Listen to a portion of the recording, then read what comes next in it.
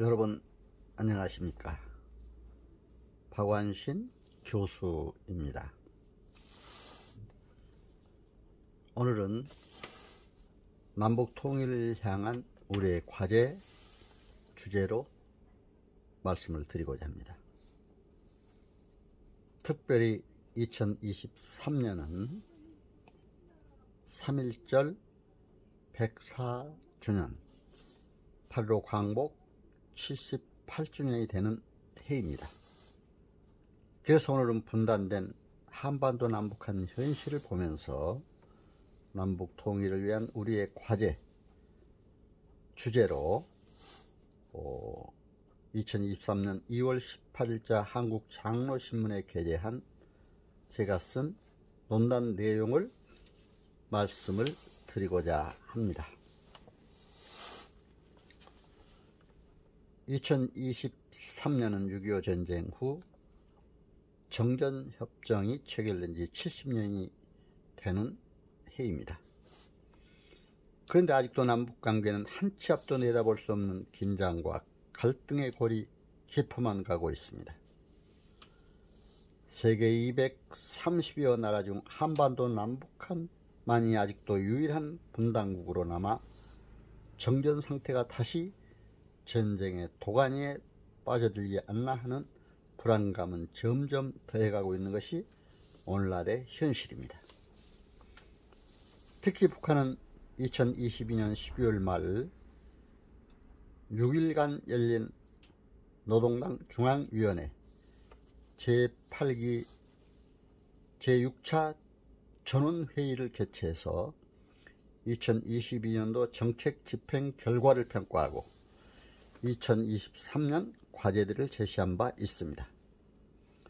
북한은 군사 분야에서 2022년의 주요한 성과로 핵무력 정책 법령 채택과 국방력 강화를 제시하고 전술 핵무기 다량 생산과 핵탄두 보유량을 기하급수적으로 늘리는 것을 기본 중심 방향으로 하는 2023년도 핵무력 및 국방 발전의 변혁적 전략을 강조하기로 했습니다.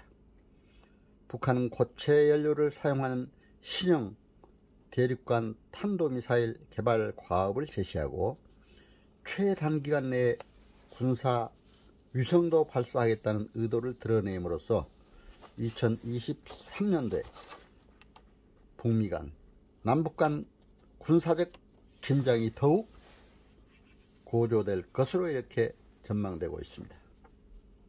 이처럼 북한은 국제 관계 구도가 냉전 상황으로 바뀌고 있고 다극화의 흐름이 더욱 과속화되고 있다고 판단해서 미국과의 대화 필요성도 별로 느끼지 못하고 있는 것이 현실입니다.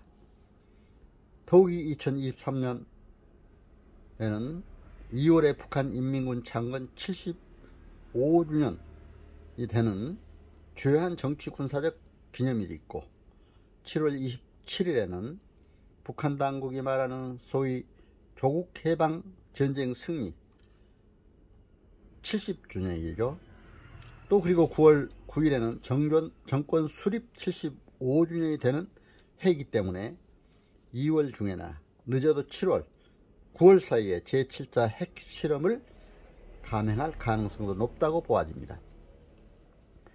북한이 7차 핵실험을 단행할 경우에 대비해서 한국은 미중 패권 경쟁이 심화되고 있는 국제관계와 남북관계의 긴장 상황 속에서 한국의 안보와 평화통일을 위한 철저한 정세 판단과 대응이 필요하다고 생각이 됩니다. 이러한 국제관계와 남북한의 긴장된 현실을 보면서 국가와 민족의 평화통일, 행복을 위해서 또 남북의 통일을 위해서 한국교회는 물론 우리 국민 모두는 어떻게 대응해야 할까 깊이 생각하고 남북 통일을 향한 우리의 과제를 풀어나가야 할 줄로 압니다. 먼저 한국교회가 민족 분단의 아픔, 남북 긴장과 갈등에 대한 책임을 느끼고 참회 기도하면서 남북의 평화 통일을 위해 뜨겁게 힘을 모아 기도하고 노력해 가야 할 때라고 생각이 됩니다.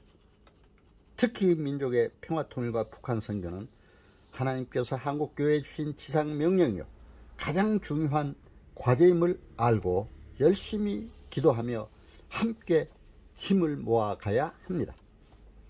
세계의 어떤 민족보다도 혈연적 유대가 강한 우리 민족만이 아직도 서로 갈라진 채 분단 민족으로 살아간다는 것은 비극이 아닐 수가 없습니다.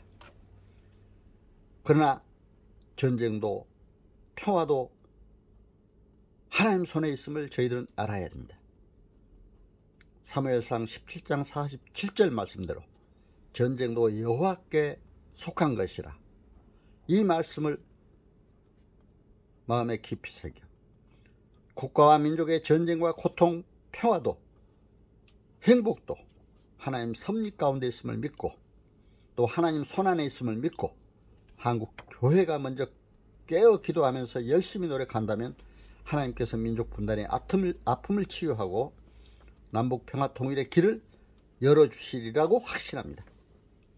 더욱이 2023년은 1882년 한미 수교가 이루어지면서 바로 선교사들이 한국에 복음을 전한 지 140년이 되는 해이기도 합니다.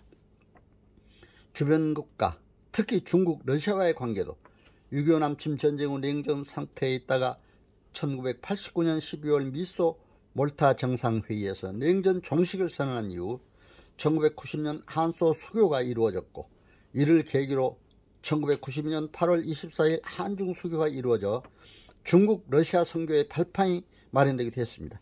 선교적 관점에서도 한미일, 중러의 관계는 물론 세계 여러 나라들과의 관계도 균형 있게 발전시켜 나가야 할 것입니다. 하늘에 있는 것이나 땅에 있는 것이 다 그리스도 안에서 통일되게 하려 하십니다. 에베소 1장 10절 말씀 깊이 새겨서 그리스도 안에서 복음으로 남북 통일을 이루고 세계 인류의 평화에도 기여할 수 있도록 해야 할 것입니다. 특히 한국 교회는 하나님 나라 확장의 목표를 두고 복음의 생명으로 아름다운 세상을 열어가도록 기도하며 최선의 노력을 다해가야 할 줄로 압니다. 여러분, 오늘 이제 신문에 게재된 제 논단 글을 제가 말씀을 드렸습니다. 여러분 청취해 주셔서 감사합니다. 민족의 평화와 통일을 위해 또 그리스도 안에서 평화 통일을 위해 함께 기도하며 열심히 노력해 가야 할 때라고 생각이 됩니다.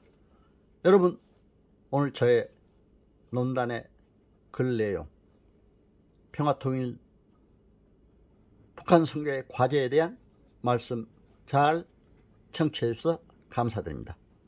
여러분 건강하시고 행복하시기를 기원합니다. 감사합니다.